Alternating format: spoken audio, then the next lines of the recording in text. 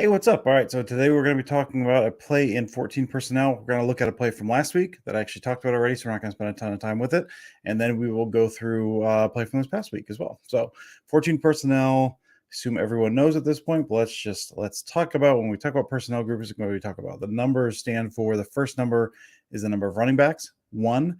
The next one is your number of tight ends, and then you assume based on skill position players, the wide receiver just that. So 14 personnel would be one running back.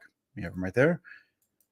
We have 4 tight ends and no wide receivers. I mentioned this last week. LaFleur had never used this package before the Dolphins game in his time in Green Bay. They ran it twice against the Dolphins. It was touchdowns both times. It was touchdowns both times.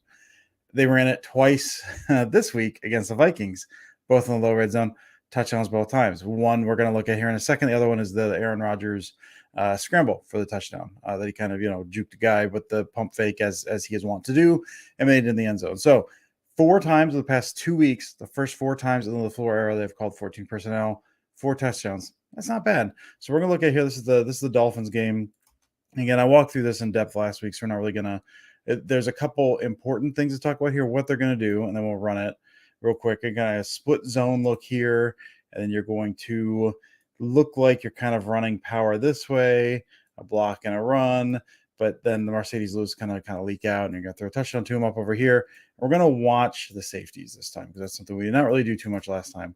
We're gonna watch them. So they're looking for a power run with DeGuara leading the way. And they go. Bang, bang. He ends up releasing the flat, something that they do a lot of now. He releases the flat. He's stepping up here.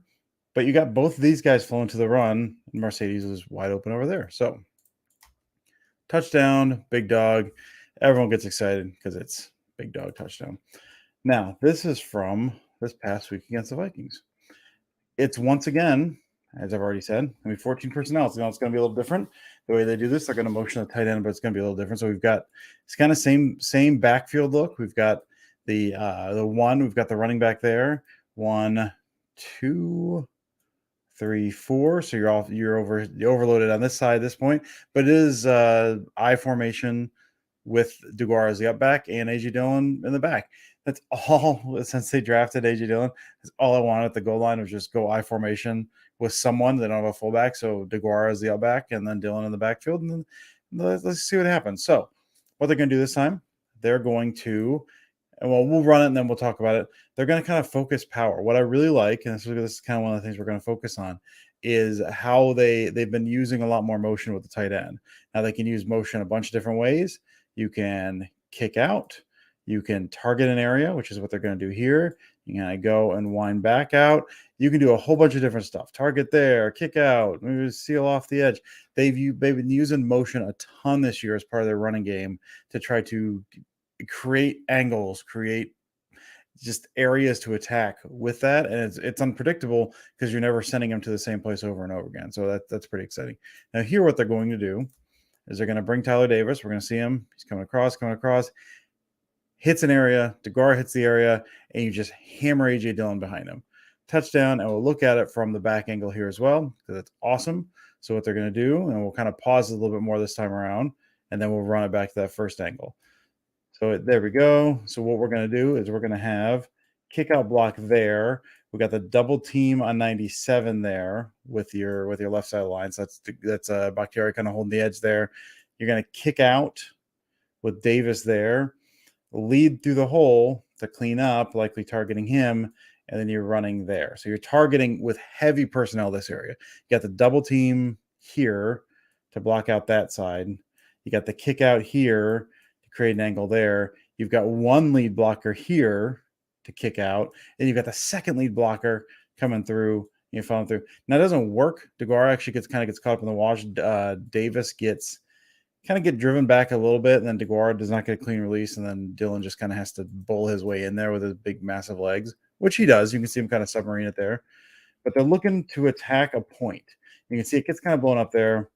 But they're attacking a point. He gets hit, the 3, and then just drives forward. Really nicely done by Dillon. Now, what I want to look at from this other one. Now, again, these are 2 different plays.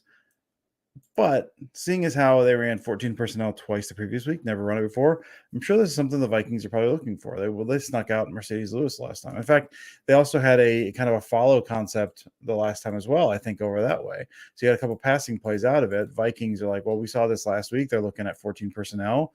They're trying some stuff out. What are we going to do? All right, so you've got, again, attack, pull through and attack.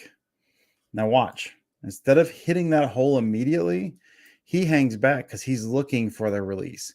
He's looking for someone to break through in a release so he doesn't hit the hole immediately. And by the time he gets there, Dylan's already pushing forward. So, not saying one thing necessarily leads to another. We'll watch this one more time just to kind of keep an eye on the path of, I think it's 24, if I'm not mistaken, on that side there. Again, 14 personnel. This is only the third time on the year, third time in the floor era they have run it. There we go. See him kind of hang back. See how he kind of takes that little stutter step back before he drives forward to kind of hit the hole there because he's looking for, they've been burned. You've got him also kind of coming out. You've seen a couple passes in the past week of that 14 personnel, load, use motion, sneak a guy out.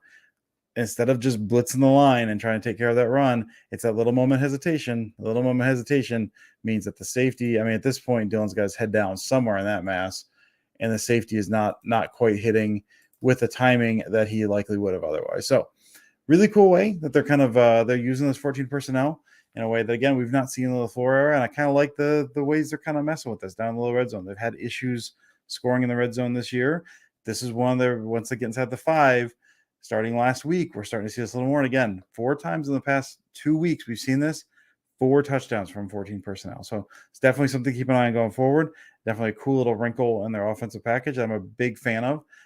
So hope you enjoy this. Keep an eye for 14 personnel, I guess, against the Lions next week. And I'll talk to you later.